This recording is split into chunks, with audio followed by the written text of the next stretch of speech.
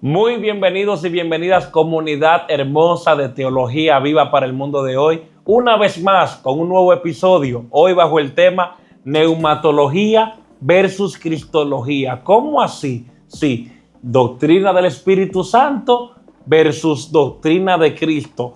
¿Por qué versus? Esa es la pregunta importante. ¿Por qué hay un versus en el tema? Bueno, porque nuestros círculos de iglesia, por un tema de su forma de ver la vida espiritual y de relacionarse con la tercera persona de la Trinidad, es decir, el Espíritu Santo, han puesto en debate la persona del Espíritu Santo y la persona de Cristo. ¿De dónde parte la idea que estoy tratando? Primero podría partir de ciertas ideas bíblicas. Primero vemos al Señor, quien es quien envía al Espíritu Santo hacia la iglesia. El Espíritu Santo vino, como el mismo Señor dice en el Evangelio de Juan, capítulo 16, para convencer al mundo de pecado, de justicia y de juicio.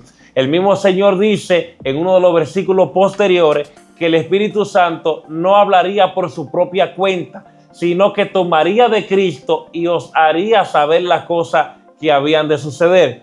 De repente tenemos al Espíritu Santo como un representante digno de la persona de Jesús. El Señor también dijo que cuando Él se fuera, el Padre enviaría otro consolador. Y hay puntos importantes que podríamos destacar, y uno de ellos es que las personas de la Trinidad no trabajan por separado, pero en nuestra comunidad de fe, en un sentido de la praxis, hemos visto cierta separación.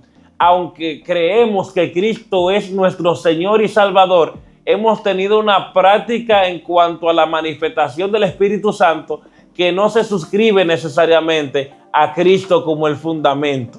Más bien, no hemos inflado. Hay un autor que le llama eso una neumatitis. Las cosas espirituales nos han inflado.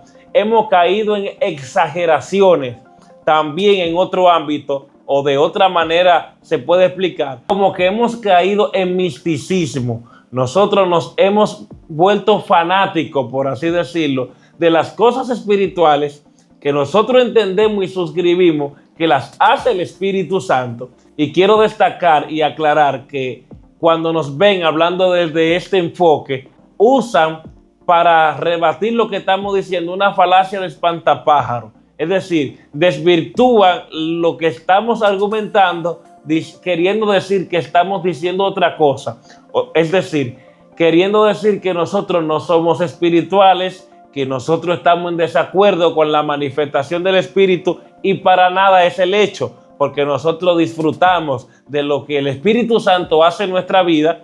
Tal vez no andamos alardeando tanto de eso, porque la misma construcción de la espiritualidad, que es uno de los conceptos que he utilizado anteriormente, hace que el creyente que está inflado por la neumatitis, que tiene este deseo de la manifestación de lo espiritual, pues también anda alardeando de las cosas espirituales que se manifiestan en su vida. No obstante, ese no es el punto. El punto es que la separación del fundamento de Cristo a la hora de yo comprender el obrar y el mover del Espíritu Santo puede traer peligros. Número uno, el Espíritu Santo vino para revelar al Hijo, vino para demostrar que el Hijo es verdadero, vino para glorificar al Hijo. Ojo, una asignación puntual tiene el Espíritu Santo, que Cristo sea glorificado. Me acuerdo de un predicador que dijo que el Espíritu Santo tomará placer cuando sea para glorificar a Jesús. De repente tenemos al Espíritu Santo obrando milagros, obrando manifestaciones, obrando el mover de Dios en la vida de alguien. Y tenemos que ver que detrás de todo eso, el fin principal es que Cristo sea revelado a esa vida. No es simplemente que haya un temblor en el cuerpo de esa persona, que esa persona llore, que esa persona sea libertada, que esa persona sea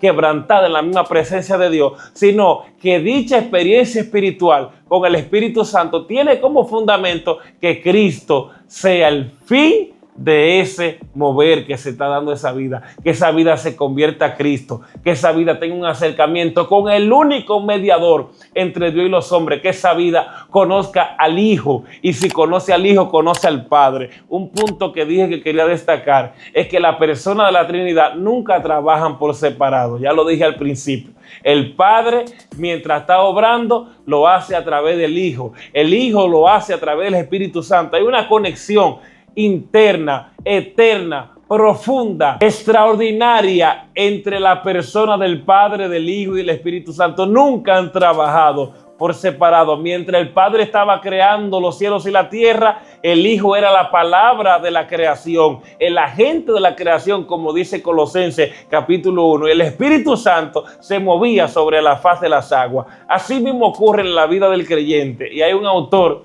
llamado David Schurrer que cuando habla del bautismo en el Espíritu Santo, él dice, tenemos que pasar más allá a comprender que necesitamos ser bautizados en la realidad trinitaria, que en ese bautismo estemos sumergidos en la identidad del Padre, en la identidad del Hijo y en la identidad del Espíritu, que podamos tener una relación con Padre, Hijo y Espíritu Santo. Y a eso lo voy a conectar ahora con el tema de los dones. Por ejemplo, en el Nuevo Testamento el Señor dio dones. Hay una clasificación bien interesante que algunos autores hacen cuando hablan que los dones del Padre, los 7 dones que están en Romanos, que es el don personal que tiene cada creyente, que según la analogía del cuerpo, el creyente tiene un don de esto que acabo de mencionar. Los dones del Hijo que están en Efesios 4, que son los ministerios, es otra clasificación. Y los dones del Espíritu o las manifestaciones del Espíritu, que el creyente puede llegar a operar en varias manifestaciones de esta. Esos dones son dados por el Padre, por el Hijo y por el Espíritu. Es como una clasificación partiendo de lo que el texto presenta a la hora de dónde procede el don. Obviamente, procede de Dios. Dios es uno en esencia, 3 en persona, para los que creemos que Dios es un Dios trino. Entonces, ya para aterrizar, lo que quiero puntualizar en esta hora, en este momento, es que nosotros necesitamos entender que la manifestación del Espíritu, el mover del Espíritu de Dios, las cosas espirituales que el texto dice que solo se disciernen espiritualmente, deben estar suscritas a la persona de Cristo. Es decir, el Espíritu Santo las hace para revelar a Jesús. Debe haber una coinonía entre lo que estamos manifestando de parte de Dios por el Espíritu y Cristo. Vamos a poner un ejemplo. De repente tenemos una persona que Dios le está ministrando, que el Espíritu de Dios está hablando a su vida. Lo importante es, más aún si esa persona no es creyente, es que esa persona pueda tener un encuentro con Jesús. Dios es un Dios de orden. Dios es un Dios que se revela de manera progresiva. Dios es un Dios que se revela puntualmente, y todas las cosas que Él hace, la hace para glorificarse Él mismo de la manera que Él ha establecido que ha de glorificarse. Y recuerden que Jesús dijo que nadie puede venir a Él, nadie, si no es a través de Él, porque Él es el camino, la verdad y la vida. El Padre envió el Hijo y el Espíritu fue enviado por el Padre y por el Hijo. Señores, hasta aquí este primer punto de desarrollo reflexivo sobre neumatología y cristología, para nosotros enriquecer nuestra vida espiritual fundamentados en Cristo, pero disfrutando de la persona del Espíritu Santo, que vino puntualmente para glorificar al Hijo. Dios le bendiga. Un placer estar con ustedes. Si este contenido te edifica, comparte y déjanos tu comentario. Saludo a esa comunidad linda que siempre nos comenta: Ana Jerez, Orlando Santo, José Daniel Rodríguez, Víctor Sánchez, nuestros hermanos en la fe, otra persona que siempre nos comentan. Seguimos hacia adelante para la gloria de Dios.